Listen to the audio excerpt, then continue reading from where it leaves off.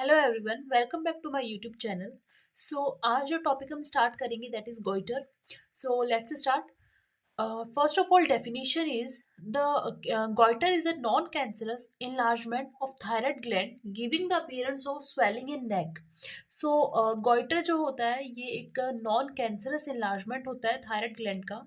इसमें आगे जाके कोई भी कैंसरस कंडीशंस डेवलप नहीं होती, ये बेनाइन कंडीशन होती है। Giving the appearance of swelling in the neck, जिसके अंदर हमें जो हमारी नेक वाला पोर्शन होता है उसके अराउंड बहुत ज़्यादा स्वेलिंग देखने को मिलती है। ये सिर्फ इसी वजह से, वो स्वेलिंग सिर्फ इसी वजह से होती है क्योंकि थायराइड ग्लैंड का बहुत ज़्यादा इन्लार्जमेंट हो चुका है। ठीक है, उसे ही हम गॉइटर कह देते हैं। मैं ये बहुत ही सिंपल तरीके से एक्सप्लेन करने की कोशिश कर रही हूँ गॉइटर। हम ज़्यादा डीपली इसके अंदर नहीं जा रहे गॉइटर के अंदर। It occur in both hypothyroidism and hyperthyroidism. Goitre जो होता है ये हाइपोथायराइडिज्म में भी देखने को मिल सकता है, तो हाइपरथायराइडिज्म के अंदर भी देखने को मिल सकता है। हाइपरथायराइडिज्म में क्या होगा कि T3 T4 जो होते हैं हार्मोन्स होते हैं उनके लेवल क्या होंगे, कम होंगे। ठीक है, T3 T4 के लेवल कम होंगे और क्या हो जाएगा, TSH जो है उसका प्रोडक्शन, TRH और TSH थायराइड रिलीजिंग हार्मोन और थायराइड स्टिमुलेटिंग हार्मोन दोनों का प्रोडक्शन ज़्यादा होता है, तो उसकी वजह से भी हमें वहाँ पे गॉइटर देखने को मिल सकता है। And the second one is hyperthyroidism. अगर T3 T4 हार्मोन का लेवल बहुत ज़्यादा अगर इंक्रीज हो जाता है तो उसकी वजह से भी हमें गॉइटर देखने को मिल सकता है, उसकी वजह से भी थायराइड ग्लैंड के अंदर नोड्यूल्स बन सकते हैं। ठीक है, इन हाइपरथायराइडिज्म की वजह से अगर गॉइटर होता है तो उसे हम टॉक्सिक गॉइटर कह सकते हैं या फिर मल्टी नोड्यूलर गॉइटर कह सकते हैं। इसके अंदर क्या होता है कि जैसे हमें पता है कि किसी भी कंडीशन की वजह से अगर T3 T4 हार्मोन का लेवल बहुत ज़्यादा अगर एक्सेस में हो जाए, बहुत ही ज़्यादा अगर एक्सेस में हो जाए, तो वहाँ पे क्या होती है, जो नोड्यूल्स बनने लग जाते हैं अंदर। नोड्यूल्स की वजह से क्या होता है, वहाँ पे हार्डनिंग देखने को मिलती है, और अगर नोड्यूल्स का बहुत ज़्यादा अगर वहाँ पे कलेक्शन हो जाता है देन वहाँ पे क्या होता है, हमें गॉइटर जैसी कंडीशंस जो होती हैं वो डेवलप हो जाती हैं। ठीक है, so that is in hyperthyroidism में टॉक्सिक गॉइटर देखने को मिलता है। ठीक है, second one is the hypothyroidism. Hypothyroidism जो होता है इसे हम नॉन टॉक्सिक गॉइटर भी कहते हैं। इसके अंदर क्या होता है, कोई भी टॉक्सिक मतलब वो ऊपर वाला टॉक्सिक गॉइटर होता है क्योंकि वो टॉक्सिसिटी की वजह से होता है, बहुत ज़्यादा इंक्रीज्ड अमाउंट की वजह से होता है। And hypothyroidism non toxic goitre होता है। ये टू टाइप्स के होते हैं, एक तो होता है एंडेमिक कॉलोइडल गॉइटर और एक होता है इडियोपैथिक नॉन टॉक्सिक गॉइटर। हम दोनों के बारे में डिफरेंस करके पढ़ते हैं कि दोनों में आखिर डिफरेंस क्या है। तो first one is the endemic colloid goitre. Endemic colloid goitre क्या होता है, ये एक्चुअल में आयोडीन की डेफिशिएंसी की वजह से होता है। ऐसे एरियाज जहाँ पे लोग जो है इनका जो खाने का इंटेक है या फिर वहाँ पे ऐसा ही हैबिट मतलब हैबिटेट ऐसा है कि वहाँ पे आयोडीन का लेवल बहुत कम है, तो ऐसे जगहों पे जो है ये एंडेमिक कॉलोइड गॉइटर कॉमनली देखने को मिल जाता है।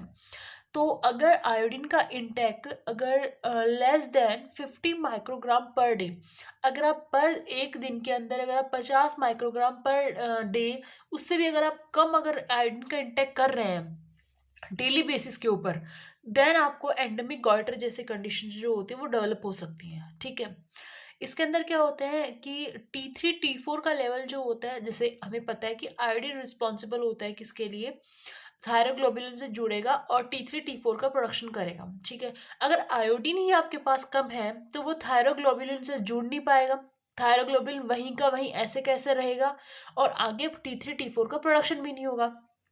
ठीक है, जैसे कि हमने बात की थी कि हमारी जो ब्लड वेसल होती है, ब्लड वेसल से आयोडीन जो होता है वो अंदर आता है, ये हमारी फॉलिकल है। ठीक है, आयोडीन अंदर आता है, यहाँ पे पहले से थायरोग्लोबुलिन जो होता है वो होता है और इसके साथ आयोडीनेशन होता है और T3 T4 का प्रोडक्शन होता है। ठीक है, बट अगर आयोडीन की ही डेफिशिएंसी है, मतलब आयोडीन ही अगर अंदर नहीं आया तो थायरोग्लोबुलिन से आयोडीन जुड़ेगा भी नहीं और T3 T4 का प्रोडक्शन होगा भी नहीं।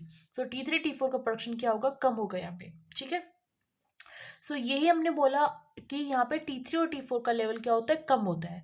दूसरी बात है thyroid releasing hormone and thyroid stimulating hormone का लेवल ज़्यादा होगा। ऑब्वियसली अगर T3 T4 का लेवल कम है तो हमारी एंटीरियर पिट्यूटरी के पास और हमारे हाइपोथैलेमस के पास सिग्नल जाएंगे कि T3 T4 का लेवल कम है तो आप और ज़्यादा TSH प्रोड्यूस कीजिए और ज़्यादा TRH प्रोड्यूस कीजिए। तो एंटीरियर पिट्यूटरी और ज़्यादा TSH प्रोड्यूस करेगी और हाइपोथैलेमस और ज़्यादा TRH thyroid releasing hormone produce करेगा, तो जिसकी वजह से इन दोनों का लेवल बॉडी के अंदर बहुत ही ज़्यादा हो जाएगा। ठीक है, अब हम आगे देखते हैं। As there are no hormone to be cleaved, कि अंदर आयोडीन आया नहीं, कोई हार्मोन इधर बना नहीं, तो जो थायरोग्लोबुलिन जो था वो वैसे का वैसा वहीं पे पड़ा है। Thyroglobulin remain as it is, जैसे जैसा वो था वैसे का वैसा वो वही है। ठीक है, पर थायरोग्लोबुलिन तो बॉडी के अंदर है ना, तो थायरोग्लोबुलिन का डिपोजिशन होता रहेगा, बहुत ज़्यादा थायरोग्लोबुलिन का डिपोजिशन होने लग जाएगा, क्योंकि आगे कोई काम तो आ नहीं रहा, वरना तो उसको हार्मोन बनाना था, हार्मोन वो बना नहीं पा रहा है, तो थायरोग्लोबुलिन वैसे का वैसा वहीं पे पड़ा रहेगा, जिसकी वजह से यहाँ पे इसका क्या होगा, एक्यूमुलेशन होगा, डिपोजिशन हो जाएगा फॉलिकल्स के अंदर, और result in the increase in the size of gland. Gland की जो साइज है वो धीरे धीरे इंक्रीज होने लग जाएगी। ठीक है, सो ये होता है हमारा एंडेमिक कॉलॉइड गॉइटर। एंडेमिक मतलब एक पर्टिकुलर किसी एरिया के अंदर देखने को मिल सकता है कि जहाँ पे लोगों की आयोडीन डेफिशिएंसी हो, आयोडीन का इंटेक बहुत ही कम हो रखा हो, तो ऐसे जगह पे देखने को मिल सकता है आपको। ठीक है, the second one is the idiopathic non toxic goitre. अब इडियोपैथिक नॉन टॉक्सिक गॉइटर क्या होता है? इडियोपैथिक का मतलब होता है अननोन, जिसके बारे में पता नहीं हो। सो अननोन कॉज की वजह से अगर नॉन टॉक्सिक गॉइटर मतलब सिंपल गॉइटर अगर होता है, that is idiopathic. Okay, so may be due to thyroiditis, ये थायरोडाइटिस की वजह से भी हो सकता है। ठीक है, एंड डेफिशिएंसी मतलब थायराइड ग्लैंड में इन्फ्लेमेशन की वजह से भी हो सकता है, या फिर एंजाइम्स की डेफिशिएंसी की वजह से भी हो सकता है, जैसे कि परऑक्सीडेजेस एंजाइम, आयोडीनेजेस एंजाइम एटसेट्रा। जैसे कि जब हमने आयोडीन इसके अंदर थायराइड हार्मोन के प्रोडक्शन के बारे में पढ़ा था, तो हमने वहाँ पे देखा था कि थायराइड पेरोक्सिडेज एंजाइम जो होता है वो रिक्वायर्ड होता है इसको, जो थायरोग्लोबुलिन वगैरह है उसको अंदर ले जाने के लिए, फॉलिकुलर केविटीज के अंदर वहाँ पे ले जाने के लिए, ताकि वहाँ पे आयोडीनेशन वगैरह के प्रोसेस हो सके। ठीक है, पर अगर थायराइड पेरोक्सिडेज एंजाइम ही एब्सेंट होगा तो वहाँ पे क्या होता है, आगे थायरोग्लोबुलिन तक उसको आगे लेके नहीं जाया जाएगा। ठीक है, आयोडीन वगैरह को वहाँ पे आयोडीनेशन नहीं हो पाएगा, और उसकी वजह से आगे हार्मोन प्रोडक्शन नहीं हो पाएगा। सो हार्मोन की क्या हो जाएगी, डेफिशिएंसी हो जाएगी, और गोइटर का प्रोडक्शन हो जाएगा। ठीक है, इसके अंदर तो क्या डायरेक्ट आयोडीन से रिलेशन था कि आयोडीन की डेफिशिएंसी थी, बट इसके अंदर वहाँ पे प्रेजेंट किसी एंजाइम की डेफिशिएंसी वगैरह हो सकती है, या फिर वहाँ पे थायराइड ग्लैंड के अंदर इन्फ्लेमेशन जैसी कंडीशंस हो सकती हैं। ठीक है, सो ये हमारा होता है इडियोपैथिक नॉन टॉक्सिक गॉइटर। इसमें जो गॉइट्रोजेंस जो होते हैं suppress synthesis of thyroid hormone, goitrogens भी हो सकते हैं। गॉइट्रोजेंस कैसे क्या होते हैं, जिनके अंदर क्या होते हैं, जो कि हमारे थायराइड जो हार्मोन्स होते हैं उनके प्रोडक्शन को कम करने का काम करते हैं। ठीक है, जैसे कि टर्निप्स वगैरह होती है, कैबेजेस जो हम यूज़ खाते हैं, जैसे कैबेजेस जो होते हैं, गोभी वगैरह वो होती हैं, सोयाबीन वगैरह, ये सब क्या होता है, ये गॉइट्रोजेंस के अंदर आते हैं। और गोइट्रोजेंस जो होता है ये थायराइड हार्मोन के सिंथेसिस को सप्रेस कर देता है, थायराइड हार्मोन के सिंथेसिस को नहीं होने देता है। ठीक है, सो अगर TSH T3 T4 का लेवल अगर कम होगा तो ऑब्वियसली TSH का लेवल क्या होगा, इंक्रीज होगा। तो यही चीज़ हमने इसके अंदर देखी थी कि T3 T4 का लेवल कम है, TRH TSH का लेवल इंक्रीज होता है।